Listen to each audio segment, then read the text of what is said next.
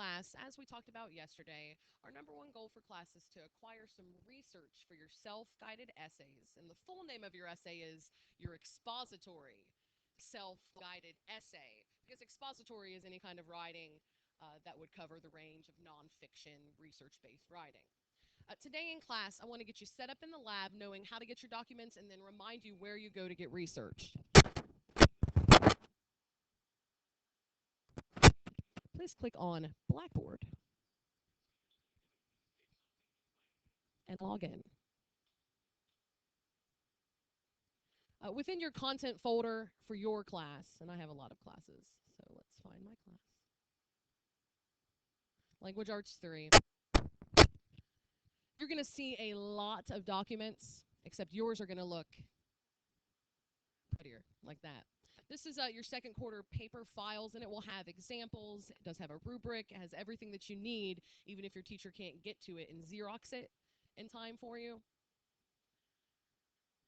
By and large, these will work in mostly chronological order. I decided to pick a color for each assignment so we know what's red, what's blue, so that you can kind of sort by color on Blackboard.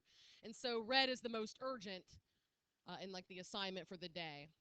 Your student research assignment. Now you're going to want to have this electronically simply because it's a lot of typing, if not, and a lot of painful typing as far as citation goes as well.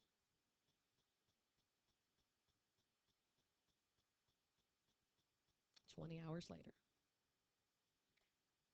This is worth a good amount of points, and it's something that's easy to get points on. So if your grade is hurting, doing this assignment will revive it, post those grade reports that I sent out. So try to stay on top of this one if you want some decent research-based points, because it's worth 16 points. That's 2 days worth of points in my class this week. So the goal for your assignment, and I'll show you the chart first, is to fill out a chart that has 4 rows. 1, 2, 3, and then 4. And then there's extras should you need them. Let's take a look at just what your tasks are.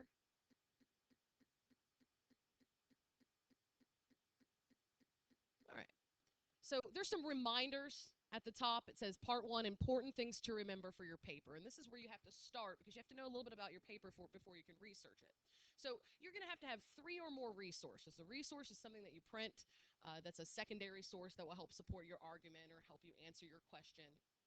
Each resource is going to need to be copied and printed and submitted to me with the following information.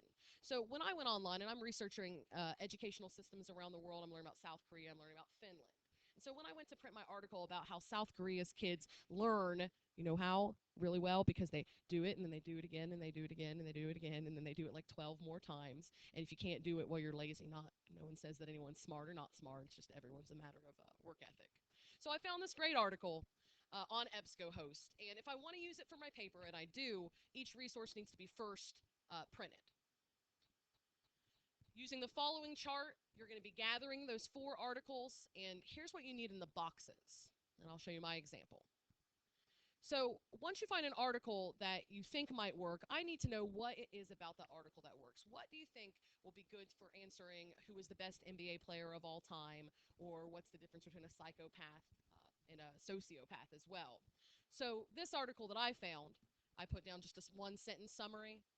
And this article breaks down what different school systems in the world are doing right and how they could be integrated into the U.S.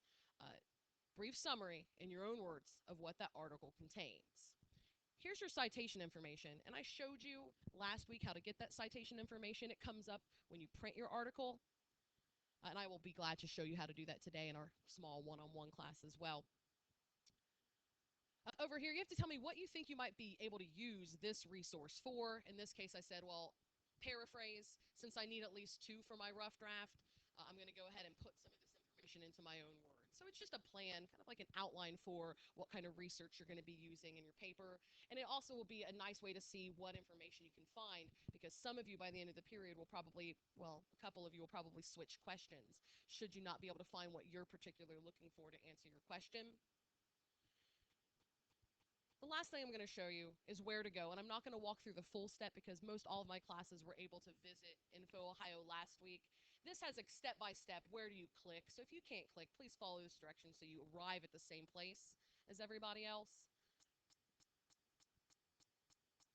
And remember, you can only access this resource here in the computer lab today at school. And I'm just doing the clicks as they're written out. Okay, so since I'm researching South Korea versus Finland, some of the best school systems in the world, remember that this is how you want to type into your search bar to get your information. You want to limit by full text, or else you're going to get things you can't read. And the most important thing now to get out of the 6,561 for a high school student is to click magazines, stuff that's published but not necessarily written at like a college reading level or a graduate student reading level as well. And then I'll be able to find things that I want about public schools in Finland. Now, the last thing you need for this chart today is how do you get your citation in there? So please note there's a print button. It's going to ask you what kind of citation do you want. And we want MLA because they all look different, and this one is our rules for our class period. And all your college English classes will follow MLA. That citation information will be right on the top of your printout. And you just want to make sure that you picked MLA before you go to the print preview, and you can cut it and paste it directly into your document.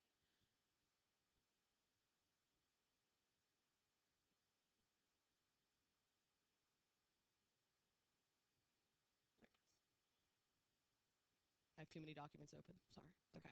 And you can cut and paste it directly in here. Control V's the shortcut for pasting your citation information.